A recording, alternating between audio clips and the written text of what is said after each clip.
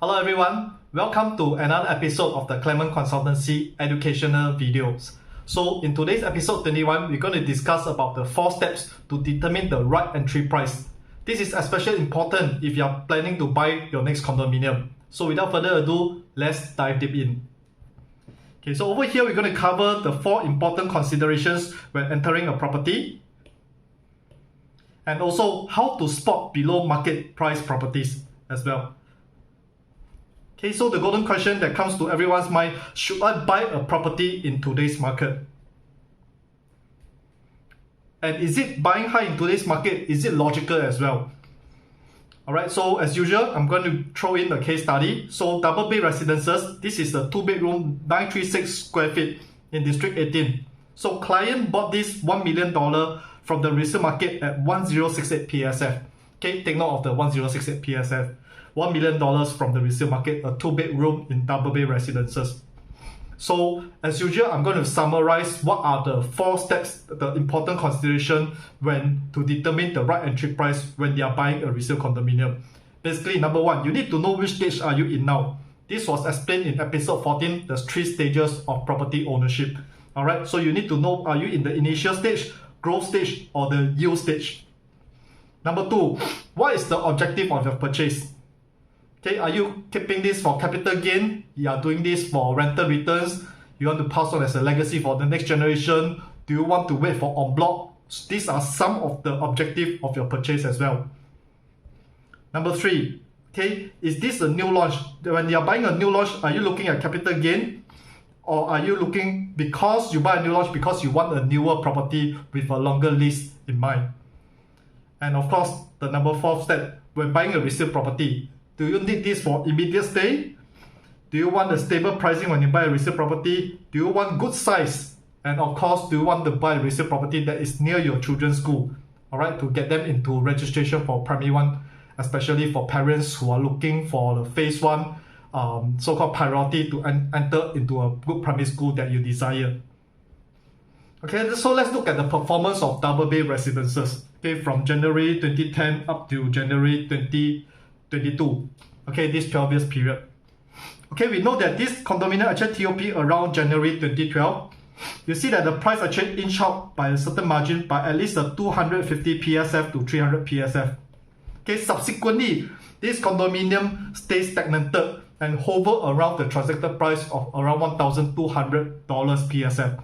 Okay, so take note here, my client purchased a property at 1068, which is actually below the market price of the 1,200 PSF on average in double bay residences.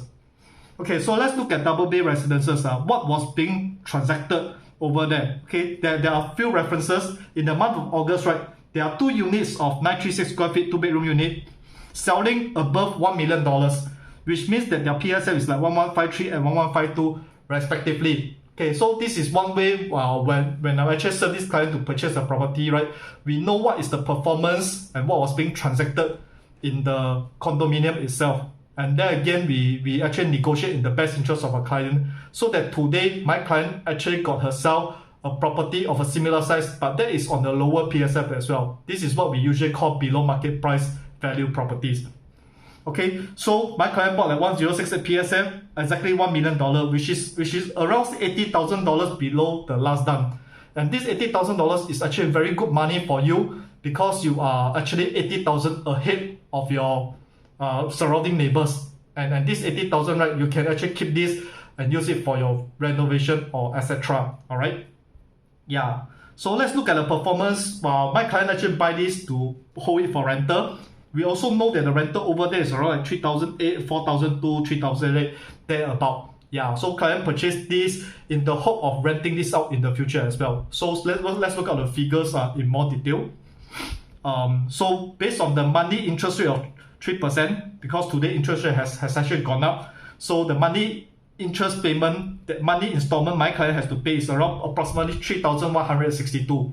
So with these transacted rental figures in mind, right, my clients would actually have a passive income ranging between $638 to $1,038. Okay, to many of you, this is really small amount of money. Some people say even minusing off the agent fee, maintenance, you probably need to top up. But like I said in episode 16, real estate is a form of forced savings as well. Yeah, this allows you to significantly force yourself to save every single month, so that this property actually is fully paid towards the end of your loan term. Or better still, when there's a capital appreciation, you actually exchange it for capital gains, which I mentioned minimally you need a 6-digit figure gain. So in this case, my client actually bought this property 80k below valuation. Okay, while the rest are transacting around 1.08 something, right? My client bought exactly at $1 million. Yeah, so coming to here, so regardless of what age are you now, right? There's a period that we want to retire, and what is the property quantum that you desire to own. So this was actually mentioned in several of my episodes, and I actually focus and emphasize on this very much, because one day yourself and myself, we will retire from the workforce. What is the amount of retirement amount that both of us, or rather yourself and myself, we want to have? So each of us have a number in mind, and it's very important to leverage on property to gain these via capital gains or rental yield. And remembering the 3 P's that I mentioned in episode 18. Okay, principal income, passive income, and of course the last one, profit as well. If these 3 P's are present in your property purchase, this is highly encouraged for you to move ahead with this purchase. Okay, so in this case, my client actually has these 3 P's on hand, but at the same time, we managed to negotiate 80,000 below the last transacted price. So that makes this condominium below market value purchase. Yeah, and especially important, especially when this market where the interest rate has gone exceptionally high, it's really good that if we can actually represent you to buy a property that's really below market transacted. Okay, so yeah, like I say, we always advocate planning a 3 to 5 year horizon to accumulate profit. And every accumulation of the 6-digit profit is very crucial, as it actually beefs up and gets you nearer to your own desired retirement goals. Alright, so I'm going to end my session here, and I hope you can share this video with your loved ones if you find it useful. Please feel free to drop your comments on my YouTube video, and I look forward to keep in touch with you. Take care and goodbye.